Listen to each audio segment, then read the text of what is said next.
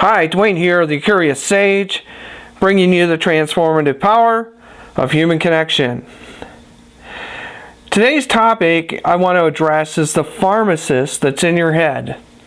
Well, that's a strange, probably topic, but before I jump into this, I want to be clear about one thing, and that is I'm not suggesting or advocating that you stop taking medications or actions set forth by your doctor. What I am suggesting, however, is you be well informed and consider the broader impacts that drugs may have on your life. So what science and the medical community have proven, and holistic practitioners have known from the beginning of time, is that the brain functions as a natural pharmacist. The different organs in our body are responsible for releasing just the right amount of chemical to the exact spot where it's needed. And when this system is functioning well, we experience great health. What we're also learning is that stress and other environmental factors can disrupt this natural healing process, bringing us illness and other maladies. So pharmaceuticals, though, are big business, and I think we all know this. The companies that develop and sell these drugs are motivated first and foremost by profit. In this mix are the myriad of medical professionals, some, by the way, including your own doctor, who are incentivized to prescribe medications versus address the underlying cause of our conditions. Taking a drug is akin to placing a Band-Aid on a really large wound.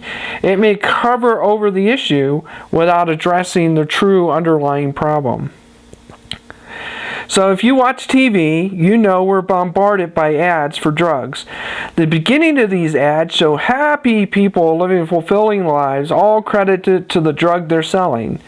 Yet, nearly 2/3 of every ad are spent outlining all the side effects to be aware of.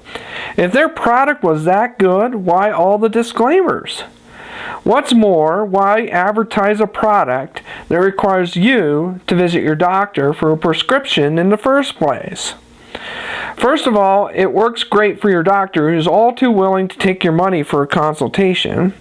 And second, the drug companies themselves encourage you to bring up the topic to your doctor with the motivation the doctor will grant your wish.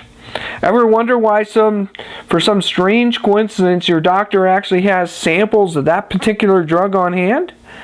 The reason is the pharmaceutical reps have left them with your doctor and offers them an incentive for prescribing it. Sound like a racket? Well, in many cases it certainly is. When your brain is in charge, it receives signals from the body that a specific chemical is needed to address an emerging issue. The brain then directs the specific organ to not only dispense this chemical to the affected area, but do so with very great precision. When you take a medication, you flood your entire body with the chemical versus directing it at the precise dose to the specific place where it's needed. This is somewhat like inviting a drug dealer to freely roam your neighborhood, leaving a chemical trail all over the place. If you did this, you know there would be unintended consequences, side effects, right? The problem, however, is that once that drug dealer has been unleashed in your neighborhood, getting them to leave becomes nearly impossible. The damage has been done. This is precisely how we end up with things like the opioid epidemic. This isn't to say your doctor isn't well-intentioned. That's not what I'm suggesting here. He's just not well-informed. I know this from personal experience. The human body is like a complex chemistry set. Follow the instructions and you do positive things. Ignore the instructions and your experiment can blow up in your face.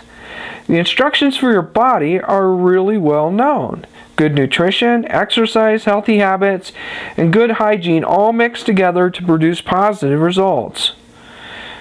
Yet, when we introduce a medication into that system, it can and often unintentionally interferes with other parts of the system.